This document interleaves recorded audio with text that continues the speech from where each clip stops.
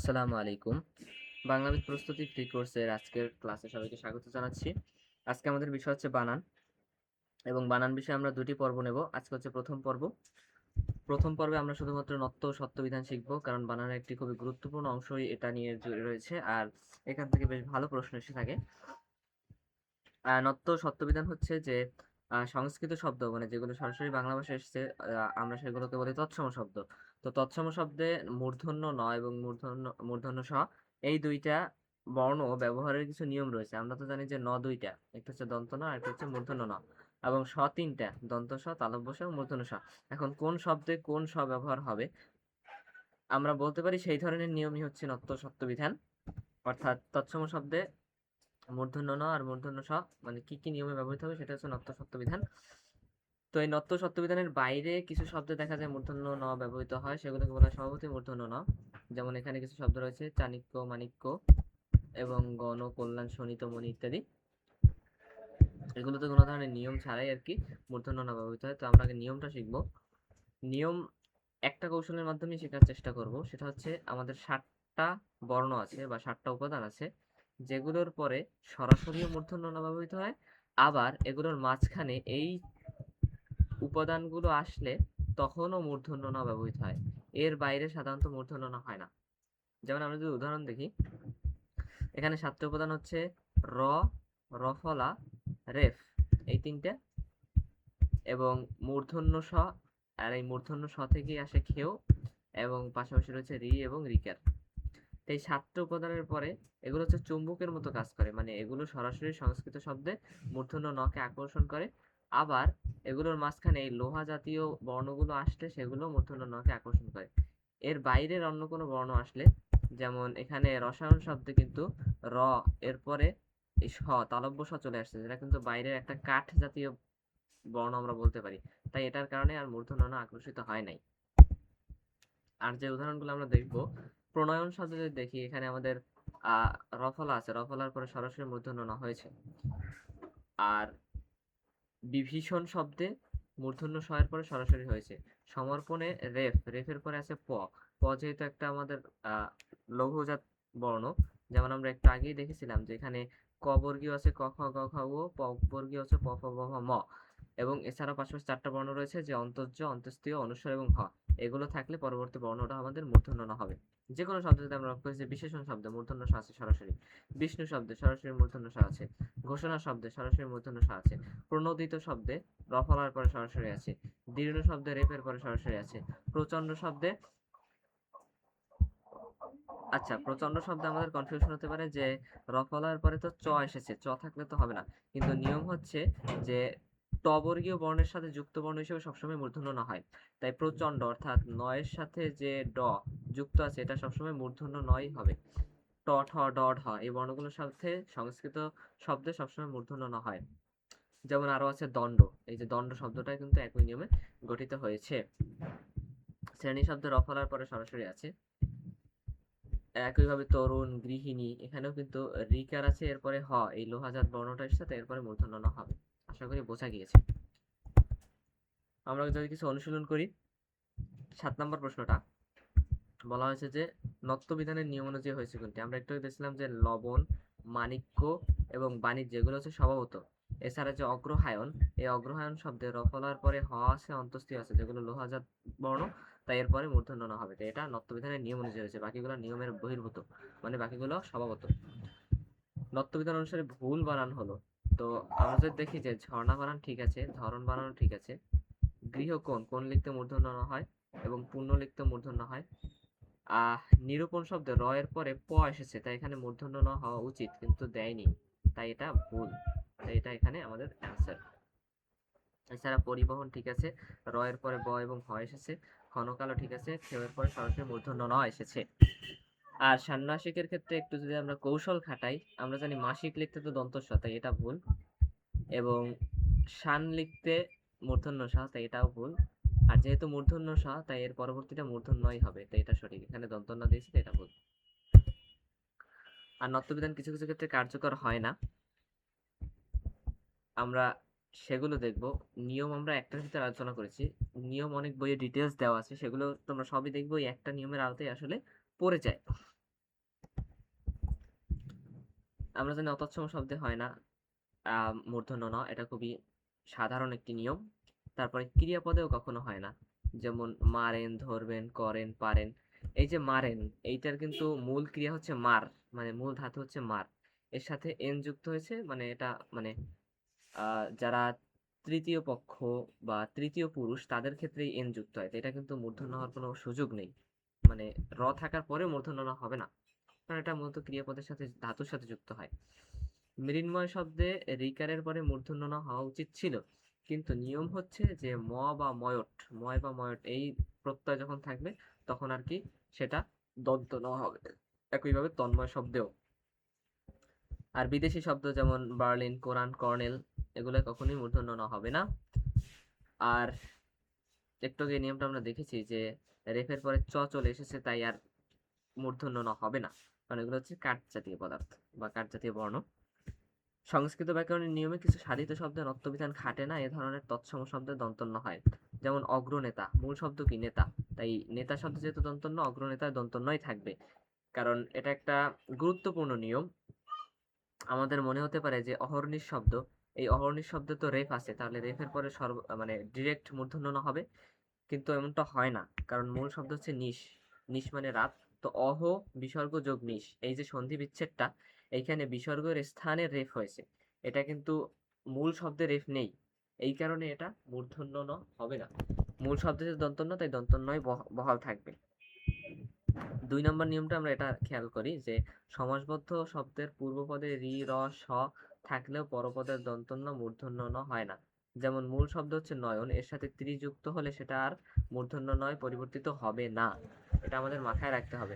একইভাবে দুর্নীতি, দুর্নাম, দুর্নিবার এগুলোও কিন্তু এই নিয়মের আওতায় পড়ে। এরপরে আমরা শব্দবিধানে চলে যাব, তার আগে কিছু অনুশীলন করব। যেমন নিচের কোনটি শুদ্ধ? শিহরণ, শিহরণ শব্দে র এর পর সরাসরি মূর্ধন্য এসেছে, কিন্তু মূর্ধন্যটা ভুল, শিহরণ শব্দে দন্তন্য হয়। তার কারণ হচ্ছে শিহরণ মূলত খাঁটি বাংলা শব্দ, তো এখানে মূর্ধন্য না হওয়ার কোনো সুযোগ নেই। আর কল্যাণী এসু এবং বন্ধু বরিসু, এই সুটা সবসময় তালব্য স হয়, এটা আমরা নিয়মে দেখবো যে সম্বোধন সূচক পদগুলোর শেষে যে সু থাকবে, বিশেষ করে একারের পরে সু, এটা হয় যে আমাদের আহ দন্ত মানে মূর্ধন্য স। কিন্তু যদি থাকতো কল্যাণী আশু, মানে শেষে যদি একটা আ ধ্বনি থাকতো অন্ত্যেষ্টায় আকার হয়ে, তখন কিন্তু আমাদের ওই জায়গায় আহ দন্তস্বই ব্যবহার করতে হতো, তখন আর মূর্ধন্য স হতো না, তা আমরা সামনে দেখবো। মাতৃশশা শব্দের শশা, শশা মানে হচ্ছে বন, এটা হচ্ছে দন্তস্বয় বফলা এবং দন্তস্বয় আকার। তো যখন মাতৃর সাথে যুক্ত হয়েছে শশা শব্দটা, তখন রিকার থাকার কারণে পরবর্তীটা মূর্ধন্যস্বয়ে পরিবর্তিত হয়েছে, এটা শুদ্ধ। মূর্ধন্যয়ের সাথে ড যুক্ত বর্ণটি কোন ধরনের শব্দে ব্যবহৃত হয়? আমরা জানি এটা সবসময় তৎসম শব্দে ব্যবহৃত হয়, কারণ এটা নত্যবিধানের অন্তর্ভুক্ত। স্বভাবতই স হয়েছে কোন উদাহরণে? এটা হবে পৌষ অ্যান্সার, কারণ নষ্ট শব্দে এটা নিয়মের আওতায় পড়ে যে টবর্গীয় বর্ণের সাথে। বিষাদ শব্দে এটাও নিয়মের আওতায় পড়ে যে রস্বইকারান্ত। এই বি উপসর্গটা কিন্তু রস্বইকারান্ত উপসর্গ, একইভাবে সু উপসর্গটা কিন্তু রস্বইকারান্ত উপসর্গ। আমরা যদি নিয়ম খেয়াল করি যে ইকারান্ত বা উকারান্ত উপসর্গের পর শব্দগুলোর ধাতুতে কি হয়? মূর্ধন্য স হয়। যেমন অভিষেক, অভি ইকারান্ত উপসর্গ, সুষুপ্ত, অনুষঙ্গ, অনু উকারান্ত উপসর্গ। তাই এইসব নিয়মের আওতায় কিন্তু আমাদের এটাও নিয়মের আওতায় পড়ে, স্বভাবত হয় না। পরে বলছে স্বভাবত হয়নি কোনটিতে? তো এখানে একটু আগে দেখছিলাম যে নিষেধ, এটাও কিন্তু রস্বইকারান্ত, তো এটা স্বভাবত না। বাকিগুলো যে মহিষ, আষাঢ়, ভাষা, এগুলো স্বভাবত। এখানে তালিকা দেওয়া আছে যে কতগুলো শব্দের স্বভাবতই মূর্ধন্য স হয়। ষড়ঋতু, রোষ, কোষ, আষাঢ়, ভাষণ, ভাষা, এগুলো আমরা দেখে নেব। দেন বলেছে যে শুদ্ধ শব্দগুচ্ছ কোনটি? তো গণ লেখার ক্ষেত্রে সবসময় মূর্ধন্য ন হয়, এখানেও গণে মূর্ধন্য ন হওয়া উচিত, তো এটা ভুল। এখানেও দেয়নি মূর্ধন্য ন, এটাও ভুল। আর এখানে দিয়েছে দুটোতেই, তার মানে দুইটা সঠিক। এখন শোণিত বানান, শোণিত বানান কিন্তু মূর্ধন্য ন দিয়ে, এটা হচ্ছে আমাদের স্বভাবত যে মূর্ধন্য সেখানে আলোচিত হয়েছিল। আমরা যদি দেখি এই যে এখানে আমাদের কিন্তু শোণিত শব্দটা আছে, তো এগুলো আমরা ভালোভাবে মনে রাখবো। বাণিজ্য, লবণ, কল্যাণ, এই শব্দগুলো কিন্তু আমাদের মানে স্বভাবতই আসে, এগুলো কোনো নিয়মের আওতায় নয়। এই যে আমাদের কল্যাণ,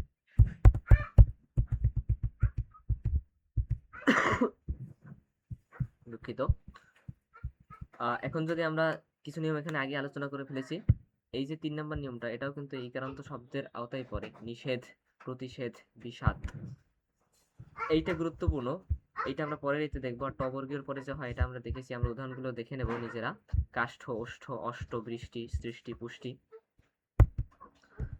আর এই যে এখানে যদি আমরা দেখি যে অ আ বর্ণের পরে দন্তস্ব হয়, নিয়মটা হচ্ছে এরকম যে অ আ বর্ণ যদি থাকে তারপরে দন্তস্ব হবে। যেমন পুরস্কার, এখানে র আছে, র এর পরে মূর্ধন্য ষ হওয়া নিয়ম, কিন্তু যেহেতু পু র এর সাথে একটা অ ধ্বনি আছে এই কারণে আর কি মূর্ধন্য ষ হবে না। তিরস্কারের ক্ষেত্রে সেম, নমস্কারের ক্ষেত্রে সেম। কল্যাণী এসো একটু আগেই বলেছিলাম যে যেহেতু আ ধ্বনি এসেছে শেষে, তাই এটা আর কি মূর্ধন্য ষ হবে না। কিন্তু এর আগে এইখানে কল্যাণী এসু, এটা কিন্তু মূর্ধন্য ষ হয়েছে, কারণ সাধারণ নিয়ম হচ্ছে সম্ভাষণসূচক শব্দ থাকলে এরপরে মূর্ধন্য ষ হবে, কিন্তু আ ধ্বনি চলে আসলে আর হবে না। যেমন শ্রদ্ধাস্পদাশু। আশা করি এটা আমরা বুঝতে পেরেছি। আর দুটি পদের সন্ধিতে গঠিত শব্দের প্রথম পদের সাথে ই, উ বা রি থাকলে পরের পদে দন্তন্য ষ, মূর্ধন্য ষ হয়। এটাও বলেছি যে মূল শব্দ, যে মাতৃশশা এখানে আছে, পিতৃশশা এখানে আছে। মাতৃশশা মানে হচ্ছে মায়ের বোন মানে খালা, আর পিতৃশশা মানে পিতার বোন মানে ফুফু।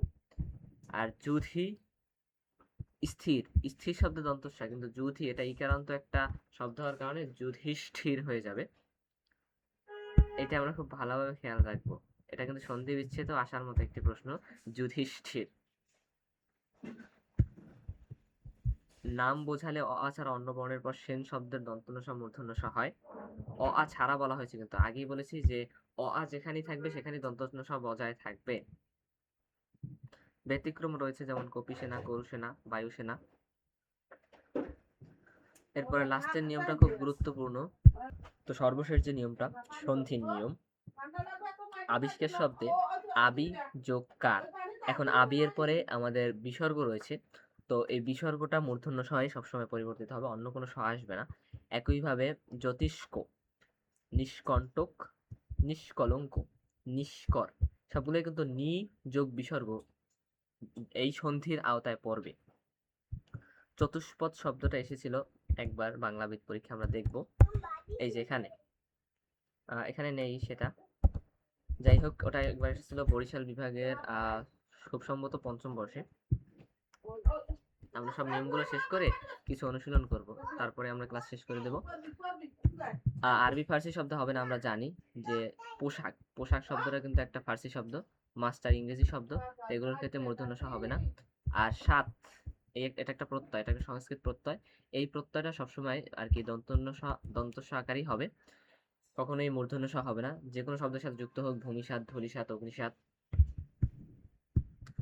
আর স্ফুর, স্ফুট, এই দুইটা আমরা মানে একই রকমের দুইটা বলতে পারি কিওয়ার্ড। এই কিওয়ার্ড গুলো কখনো চেঞ্জ হয় না, যে কোনো শব্দের সাথে যুক্ত হোক, বিস্ফোরণ হোক আর পরিস্ফুট হোক, এগুলো সবসময় দন্তন্য ষ বজায় থাকবে। সমাসের পরে দন্তন্য ষ অপরিবর্তিত থাকে, মূর্ধন্য ষ হয় না।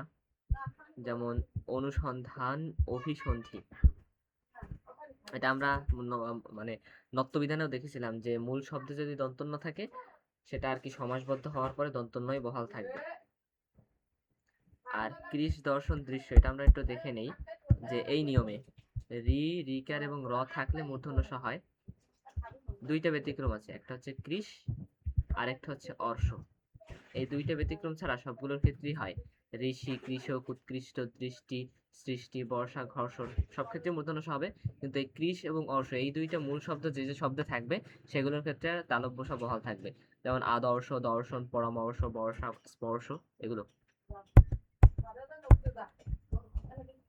তো আশা করি আমাদের নিয়মগুলো অনেকটাই ক্লিয়ার।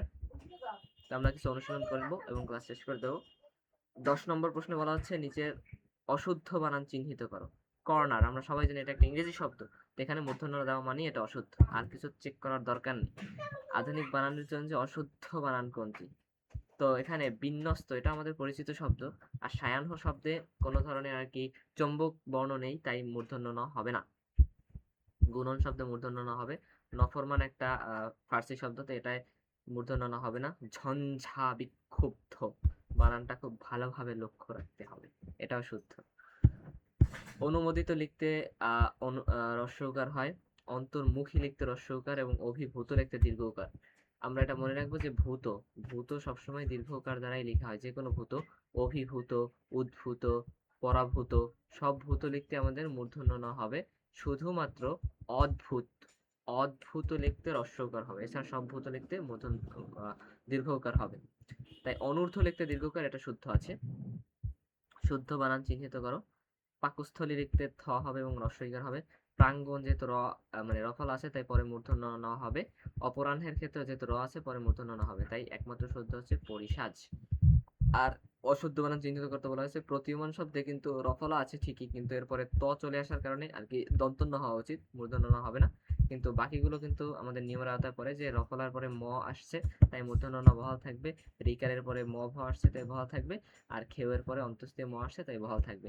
এটা আমরা শুরুতে একদম যে চৌম্বক নিয়ম আলোচনা করেছি তার আওতায়, যে মাঝখানে এই যে লোহা জাতীয় বর্ণগুলো থাকলে, ক বর্গীয়, প বর্গীয় এবং এই চারটা বর্ণ এগুলো থাকলে মূর্ধন্য ন বহাল থাকবে। তো আশা করি আমরা বুঝতে পেরেছি। কারো আজকের ক্লাস সম্পর্কে কোনো ধরনের প্রশ্ন থাকলে তোমরা জিজ্ঞাসা করতে পারো আমাদের কমেন্ট সেকশনে, পাশাপাশি আমাদের যে ডেডিকেটেড মেসেঞ্জার গ্রুপ রয়েছে সেখানেও তোমরা যে কোনো সময় জিজ্ঞাসা করতে পারো।